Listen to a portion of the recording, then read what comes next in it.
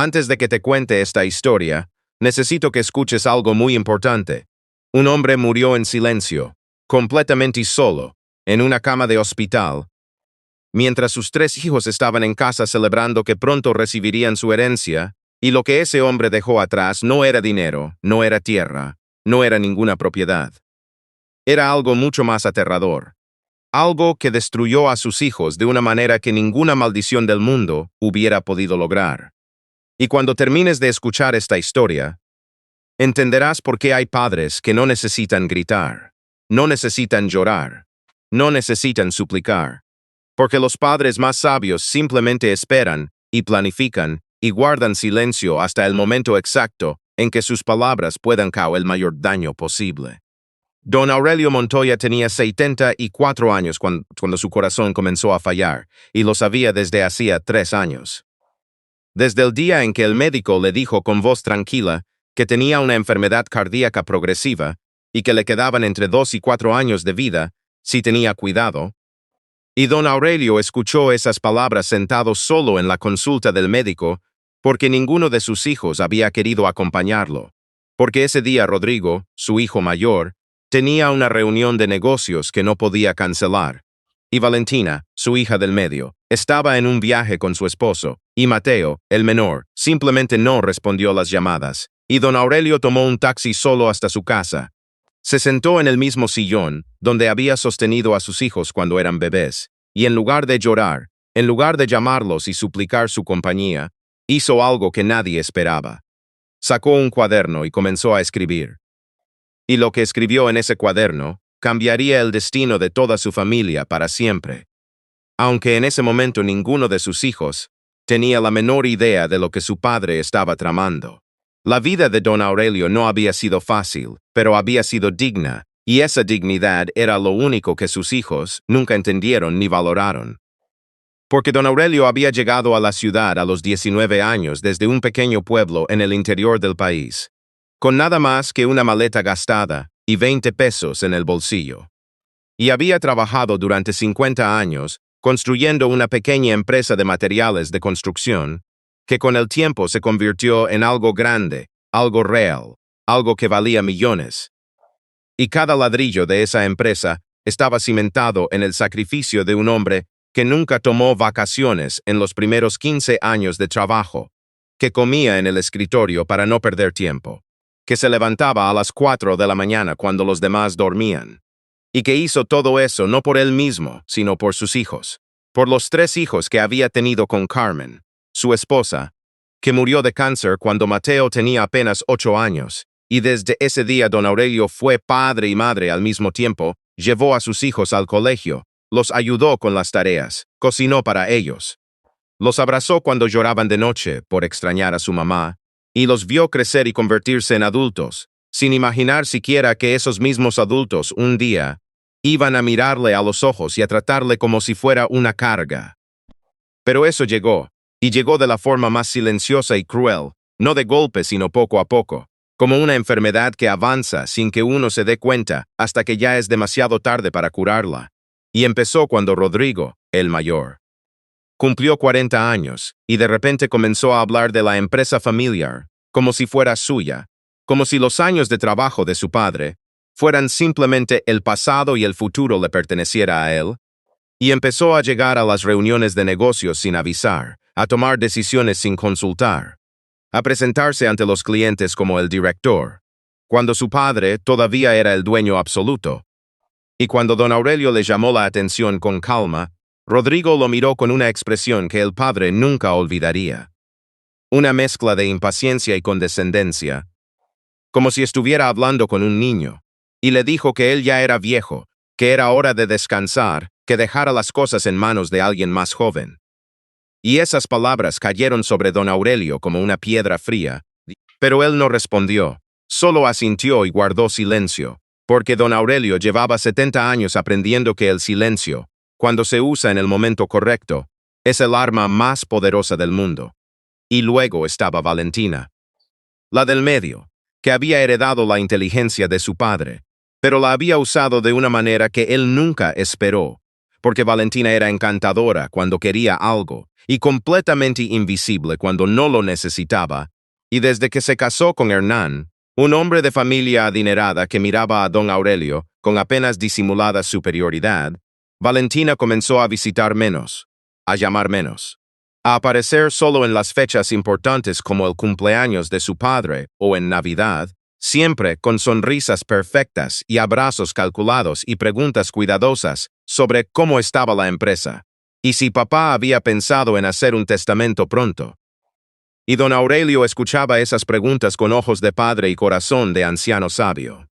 Y entendía perfectamente lo que había detrás de cada palabra amable, y sonreía y respondía con vaguedad. Y en la noche abría su cuaderno y anotaba todo, cada visita, cada pregunta, cada sonrisa falsa, porque don Aurelio estaba construyendo algo, aunque nadie lo sabía todavía. Y, finalmente, estaba Mateo, el menor, el que había sido más mimado, el que había recibido más amor, porque era el bebé cuando murió Carmen, el que había crecido sintiéndose el favorito, y quizás por eso Mateo era el más descarado de los tres, el que pedía dinero sin vergüenza, el que llamaba solo cuando necesitaba algo, el que una vez le dijo a su padre directamente, con esa brutalidad despreocupada, que solo tienen los hijos que creen que el amor paternal es ilimitado e incondicional, que ya era hora de que papá distribuyera algo de su dinero en vida, porque así se ahorraban los trámites legales después. Y don Aurelio lo miró un largo momento en silencio, y Mateo, incomodado por ese silencio, rió nerviosamente y dijo que era una broma, pero ambos sabían que no lo era. Y esa noche don Aurelio escribió en su cuaderno por más de 2 horas. Y cuando terminó de escribir, apagó la luz y durmió con más paz que en mucho tiempo, porque la decisión que había estado madurando durante meses finalmente estaba completamente formada en su mente. Fue 3 meses después de ese diagnóstico de corazón que don Aurelio llamó a un viejo amigo llamado Emilio Garza, que era abogado especialista en herencias y testamentos. Y también era la única persona en el mundo a quien don Aurelio confiaba completamente, porque Emilio y él se habían conocido de jóvenes, habían trabajado juntos en los primeros años difíciles. Y Emilio era uno de esos hombres raros que nunca piden nada y siempre están cuando los necesitas, y don Aurelio le explicó todo. La enfermedad, los hijos, las visitas calculadas, las preguntas sobre el testamento, los años de abandono disfrazados de ocupación. Y Emilio lo escuchó sin interrumpir, y cuando don Aurelio terminó, Emilio dijo solo una cosa: ¿qué quieres hacer? Y don Aurelio respondió con una claridad que sorprendió incluso a su viejo amigo: quiero que cuando yo muera, mis hijos entiendan exactamente quiénes son, y quiero que lo entiendan de mi voz, porque merezco ser el último que les hable. Lo que siguió fueron 2 años de trabajo silencioso y meticuloso que ninguno de los 3 hijos vio venir, porque mientras Rodrigo reorganizaba la empresa, creyendo que ya era prácticamente suya, y mientras Valentina planeaba en silencio cómo administraría su parte de la herencia, y mientras Mateo gastaba dinero que todavía no tenía contándole a sus amigos que pronto heredaría bastante, don Aurelio y Emilio trabajaban en las noches y los fines de semana construyendo un plan que era al mismo tiempo un testamento, una confesión, un juicio y una venganza. Y todo comenzó con algo que parecía simple pero que en realidad era extraordinariamente complejo. Don Aurelio empezó a grabar videos, uno por uno, con cuidado, con calma, sentado frente a la pequeña cámara que Emilio le había ayudado a configurar. Y en esos videos don Aurelio hablaba durante horas, días, semanas, contando su vida, su historia, sus secretos, y los secretos de cada uno de sus hijos. Y cuando terminaba de grabar, se los entregaba a Emilio con instrucciones precisas sobre cuándo y cómo debían ser entregados. Y Emilio guardaba cada video en una caja fuerte y esperaba. El primero en recibir noticias extrañas fue Rodrigo. Un martes ordinario, en que el notario de la empresa le llamó para decirle que había ciertas irregularidades en los documentos de transferencia de acciones que Rodrigo había presentado meses antes, documentos en los que Rodrigo había intentado poner a su nombre una parte de la empresa, sin el conocimiento completo de su padre, aprovechándose de un momento en que don Aurelio estaba hospitalizado por 3 días. Y Rodrigo sintió un frío recorrerle la espalda, porque pensaba que ese movimiento había pasado desapercibido, que su padre estaba demasiado débil y distraído para notarlo. Pero lo que Rodrigo no sabía era que don Aurelio había notado todo desde el primer momento, y había alertado al notario en privado. Y el notario le dijo a Rodrigo con voz neutral que los documentos no podían procesarse y que debía hablar con su padre al respecto. Y Rodrigo colgó el teléfono con las manos temblando porque de repente se dio cuenta de que quizás su padre no era tan fácil de engañar como había creído. Valentina tuvo su propio momento de alarma cuando su esposo Hernán recibió una llamada del banco, donde tenían planeado solicitar un préstamo, usando como garantía la parte de la herencia que Valentina esperaba recibir, un préstamo que habían planeado en secreto para comprar una segunda propiedad antes de que la herencia fuera oficialmente distribuida, y el banco les informó que había una nota legal en el expediente familiar que impedía ese tipo de transacciones. Una nota que ninguno de los dos sabía que existía, puesta allí discretamente por Emilio, por instrucciones de don Aurelio, y Valentina llamó a su padre esa noche con una voz que intentaba sonar salal, pero que temblaba levemente. Y don Aurelio le respondió con absoluta calma que no sabía de qué estaba hablando, que probablemente era un error administrativo. Y cuando Valentina colgó el teléfono y miró a Hernán, ambos supieron sin decirse una palabra que algo estaba ocurriendo, que su padre sabía más de lo que dejaba ver, pero no podían imaginar ni la mitad de lo que realmente se avecinaba. Y Mateo, el menor, tuvo su señal más directa cuando un amigo suyo que trabajaba como contador le contó que había escuchado en círculos profesionales que la empresa Montoya había realizado recientemente una reestructuración importante de sus activos, una reestructuración que según los rumores cambiaba significativamente la distribución de bienes en caso de fallecimiento del propietario. Y Mateo corrió a casa de su padre aquella misma tarde, nervioso y agitado, y le preguntó sin rodeos si era verdad que había cambiado el testamento. Y don Aurelio lo miró con esos ojos tranquilos y cansados que Mateo debería haber aprendido a temer, y le respondió que el testamento estaba exactamente como siempre había estado, que no se preocupara, que cuando llegara el momento todo quedaría claro. Y esas palabras, cuando llegara el momento, resonaron en la mente de Mateo durante días, pero al final la codicia siempre vence a la intuición, y Mateo se convenció de que era su imaginación y no volvió a preguntar. Don Aurelio murió un jueves por la mañana a las 6:42, en la misma habitación del hospital donde había estado internado las últimas 3 semanas, y murió como había vivido, en silencio y con dignidad, con Emilio sentado a su lado sosteniendo su mano, y sin ninguno de sus hijos presentes porque ninguno de los tres había creído necesario quedarse esa noche. Porque el médico había dicho que estaba estable, y los tres tenían cosas que hacer, compromisos que cumplir, vidas que vivir. Y don Aurelio los había mirado irse la noche anterior uno por uno, y no había dicho nada. Solo los había observado con esos ojos que veían demasiado y guardaban demasiado. Y Emilio, que sí se quedó, escuchó las últimas palabras de su viejo amigo, que fueron apenas un susurro. Que lo vean todo, Emilio. Que lo vean todo. Y Emilio asintió, y apretó su mano y esperó hasta que don Aurelio cerrara los ojos por última vez. Los tres hijos llegaron al hospital 2 horas después, convocados por llamadas separadas de Emilio, y se encontraron en el pasillo con esa mezcla extraña de tristeza, genuina y nerviosismo calculador, que tienen las personas que lloran a alguien a quien querían, pero de quien también esperaban algo material. Y Rodrigo puso la cara de hijo mayor responsable, y Valentina lloró de manera elegante con un pañuelo en la mano. Y Mateo estaba visiblemente tenso, y preguntó casi inmediatamente cuándo se reunirían con el notario para los temas de la herencia. Y Emilio los observó a los tres con una calma que debería haberlos alertado, pero no lo hizo. Y les dijo que habría una reunión familiar en 5 días en el despacho, que había ciertas disposiciones específicas que don Aurelio había dejado, y que era importante que las 3 personas correctas estuvieran presentes.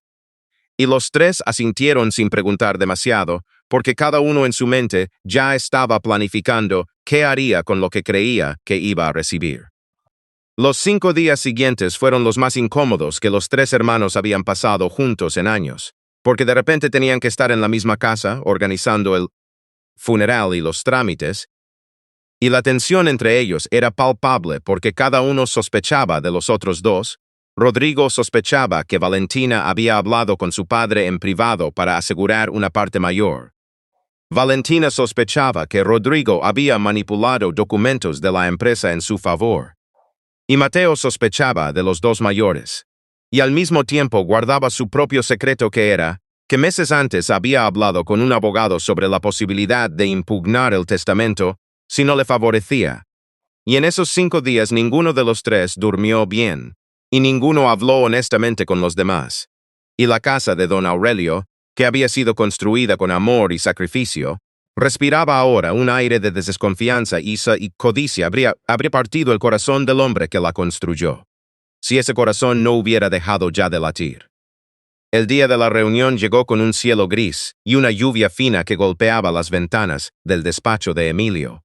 Y los 3 hermanos llegaron puntuales por primera vez en sus vidas adultas, sentados en 3 sillas frente al escritorio de Emilio, y Emilio entró con una carpeta delgada y una caja de madera oscura que colocó sobre el escritorio sin explicación, y los 3 miraron la caja con curiosidad, porque no era lo que esperaban. No era un testamento grueso, ni una pila de documentos legales, sino simplemente una caja, y Emilio se sentó. Los miró uno por uno con esa calma que ya empezaba a resultarles inquietante, y dijo: antes de hablar de cualquier disposición legal, su padre dejó instrucciones muy precisas. Cada uno de ustedes recibirá un sobre. En ese sobre hay una memoria USB. En esa memoria hay un video grabado por su padre, específicamente para ustedes, para ser visto en este momento y en este lugar. Su padre pidió que los vieran juntos, en esta sala, sin pausas. Después de los videos, procederemos con los documentos legales. Y los 3 manos se miraron entre sí, con expresiones que mezclaban confusión y algo más. Algo que se parecía al miedo, aunque ninguno de los 3 lo hubiera admitido en ese momento. Rodrigo abrió su sobre primero. Con los dedos seguros del hombre que está acostumbrado a controlar las situaciones, y sacó la USB y la miró como si fuera un objeto extraño, y luego miró a Emilio, y Emilio señaló la pantalla grande que había en la pared de la sala, y Rodrigo insertó la USB en el dispositivo conectado a la pantalla, y la imagen de don Aurelio apareció, sentado en su sillón de siempre, con la misma camisa de rayas azules que solía usar los domingos, con el pelo perfectamente peinado y las manos tranquilas sobre las rodillas. Y cuando don Aurelio comenzó a hablar, su voz era firme y clara, la voz de un hombre que tenía todo perfectamente pensado. Y dijo: Rodrigo, hijo mío, si estás viendo esto es porque ya no estoy. Y quiero que sepas que te amé desde el primer segundo en que te tuve en mis brazos y que ese amor no cambió nunca, aunque lo que voy a decirte ahora sea difícil de escuchar. Y Rodrigo sintió que algo se cerraba en su pecho, porque el tono de su padre no era el de un hombre que iba a decirle cuánto lo quería. Era el tono de alguien que estaba a punto de decir una verdad incómoda. Y don Aurelio continuó: sé lo que intentaste hacer con los documentos de la empresa en agosto. Lo sé todo, Rodrigo. Sé que esperaste a que estuviera hospitalizado para intentar poner acciones a tu nombre sin mi consentimiento. Sé que hablaste con 3 empleados clave para que te apoyaran si yo cuestionaba la transacción. Y sé que le dijiste a tu esposa que calculabas que yo no viviría más de 6 meses y que era mejor actuar rápido. Y en la sala no se escuchaba absolutamente ningún sonido excepto la voz del padre muerto saliendo de la pantalla. Y Rodrigo estaba inmóvil en su silla como si alguien lo hubiera convertido en piedra. Y Valentina y Mateo lo miraban con los ojos abiertos, y don Aurelio siguió hablando, con una calma que era más devastadora que cualquier grito. No te cuento esto para avergonzarte, Rodrigo. Te lo cuento porque quiero que entiendas algo que nunca entendiste. Yo construí esa empresa con mis manos durante 50 años. Y lo hice por amor, no para que se convirtiera en un objeto de codicia entre mis propios hijos. Pero lo más importante que quiero que sepas es esto. Te perdoné el mismo día que lo descubrí. No porque lo que hiciste estuviera bien, sino porque eres mi hijo, y el perdón no necesita merecer nada para existir. Lo que no puedo perdonarte es el tiempo que no me diste, Rodrigo. Las llamadas que no hiciste. Los cumpleaños que cancelaste con excusas. Las veces que llegaste a verme y mirabas el reloj cada 10 minutos como si estar con tu padre fuera una obligación que te robaba tiempo. Eso es lo que me dolió de verdad, hijo. No el dinero. El tiempo. Y cuando el video de Rodrigo terminó, Rodrigo tenía los ojos llenos de lágrimas que no caían, los ojos de un hombre que está luchando con todas sus fuerzas para no derrumbarse. Y Valentina y Mateo lo miraban sin saber qué decir, porque de repente sus propios sobres se sentían como bombas en sus manos. Valentina fue la siguiente, y ella era la más controlada de los tres. La que mejor manejaba las situaciones difíciles, la que nunca perdía la compostura en público. Y cuando la imagen de su padre apareció en la pantalla, y don Aurelio comenzó a hablar, ella mantuvo su postura perfecta y su expresión neutral. Pero en el primer minuto, su barbilla comenzó a temblar levemente. Y en el segundo minuto las lágrimas ya corrían por sus mejillas, aunque ella no hiciera ningún movimiento para limpiarlas. Porque lo que su padre le estaba diciendo no era lo que ella esperaba. No era una revelación de secretos o una acusación directa como con Rodrigo. Era algo mucho más personal y mucho más doloroso, porque don Aurelio le dijo: Valentina, tú siempre fuiste la más inteligente de mis hijos, y eso me llenaba de orgullo, pero la inteligencia sin amor se convierte en frialdad, y tú te volviste muy fría, mi niña, y yo no sé exactamente cuándo pasó eso. Si fue cuando te casaste con Hernán o antes, pero hubo un tiempo en que eras la niña que me esperaba, despierta cuando llegaba tarde del trabajo para contarme cómo le había ido en el colegio. Y luego un día esa niña desapareció, y en su lugar había una mujer que me visitaba 2 veces al año con preguntas cuidadosas sobre mis finanzas. Y Valentina cerró los ojos un momento y los volvió a abrir, y su padre continuó: Quiero que sepas algo que nunca te dije en vida porque supuse que lo sabías, pero claramente no lo sabías suficiente. El año que murió tu madre, el año que tenías 12 años y que fue el peor año de mi vida, tú fuiste lo único que me impidió rendirme. Te levantabas a las 6 de la mañana conmigo y me preparabas café, aunque el café quedaba horrible, porque no sabías hacerlo todavía. Y me decías: aquí estoy, papá, y esas 2 palabras me daban fuerzas para seguir. Nunca olvidé eso, Valentina. Y cuando me preguntabas sobre el testamento con esa sonrisa calculada, yo cerraba los ojos y pensaba en esa niña de 12 años con el café horrible. Y no podía estar enojado contigo, solo triste. Solo muy triste. Y cuando el video de Valentina terminó, ella ya no intentaba controlar nada, lloraba en silencio con la cabeza inclinada y sus manos sobre la cara. Y Rodrigo a su lado puso la mano en su hombro torpemente, el gesto más humano que ninguno de los dos había tenido el uno con el otro en años. Y entonces llegó el momento de Mateo, el menor, el más querido. El que había crecido convencido de que el amor de su padre era su derecho de nacimiento y no algo que debía corresponder. Y cuando el video comenzó, la expresión de don Aurelio cambió levemente. Se suavizó de una manera que era perceptible, incluso a través de la pantalla, con esa ternura especial que reservamos para los más pequeños.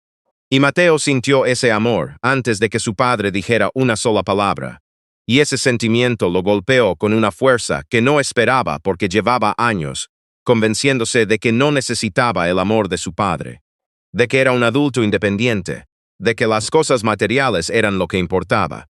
Y de repente ahí estaba ese amor mirándolo desde la pantalla, con la cara de un anciano que ya no estaba. Y don Aurelio dijo: Mateo, mi pequeño, el último regalo que me dejó tu madre antes de morir eres tú.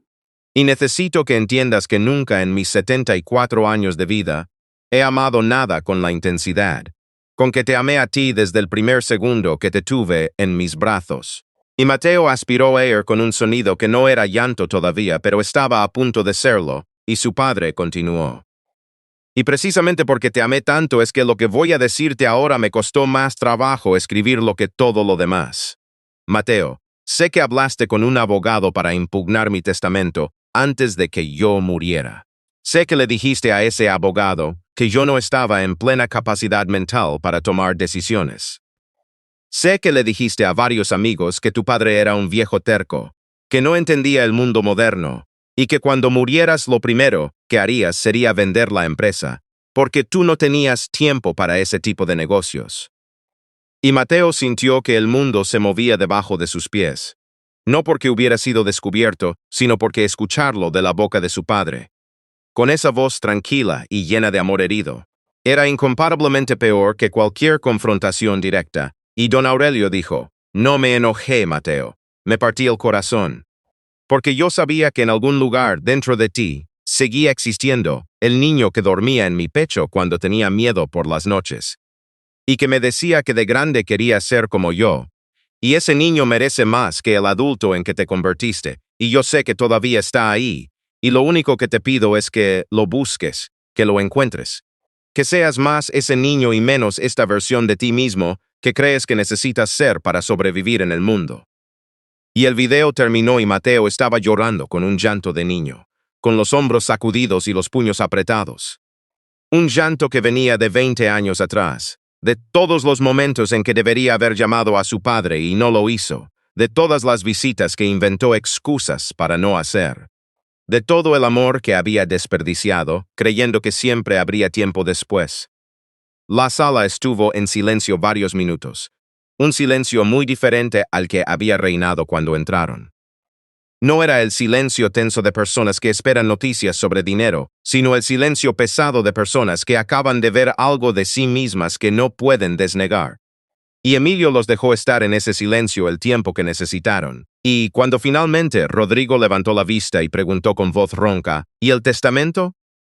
Emilio abrió la carpeta y dijo, su padre tomó decisiones legales muy específicas. La empresa fue transferida hace 18 meses a una fundación sin fines de lucro que lleva el nombre de su esposa, Carmen. Y esa fundación apoyará educación de niños en situación de vulnerabilidad. La casa familiar fue donada a una organización que trabaja con adultos mayores sin familia. Los ahorros personales de su padre fueron divididos en 3 partes iguales y depositados en cuentas a nombre de cada uno de ustedes con una condición única. El dinero solo puede ser retirado en su totalidad si los 3 se reúnen una vez al mes durante los próximos 12 meses, en persona, sin excusas, y esas reuniones deben ser verificadas por mí como testigo. Y los 3 hermanos lo escucharon en silencio. Y esta vez el silencio no era de shock ni de rabia, sino de algo más complicado, más profundo, porque de repente entendían que su padre no los había castigado, había intentado, hasta el último momento, arreglarlos, y eso era mucho peor y mucho más hermoso que cualquier venganza simple. Pero Emilio todavía no había terminado, y sacó un último sobre de la carpeta, un sobre más pequeño que los otros, y dijo, hay un último video que su padre dejó para los 3 juntos, para ser visto al final, y puso la USB en el dispositivo, y la pantalla volvió a mostrar el sillón y la camisa de rayas azules y el pelo peinado. Y don Aurelio los miró desde la pantalla, con una expresión que ninguno de los 3 le había visto en mucho tiempo, una expresión de paz absoluta, y dijo, hijos míos, si están viendo esto juntos es porque Emilio hizo bien su trabajo y porque ustedes, a pesar de todo, tuvieron el valor de sentarse en la misma sala y escuchar. Eso ya me dice que no perdí la esperanza en vano. Quiero que sepan algo que quizás no entienden todavía, pero que entenderán con los años. No construí todo lo que construí para dejárselo a nadie. Lo construí para demostrarte a tu madre que sus hijos estarían bien. Y ustedes están bien, los 3, aunque hayan olvidado temporalmente cómo quererse. Lo que les dejo no es dinero ni propiedades. Lo que les dejo es la historia de un hombre que los amó perfectamente imperfecto, que cometió errores, que trabajó demasiado y estuvo poco, que no siempre supo cómo decir lo que sentía, pero que nunca, ni un solo día de su vida, dejó de pensar en ustedes. Eso es lo que me llevo. Eso es lo que espero que ustedes guarden.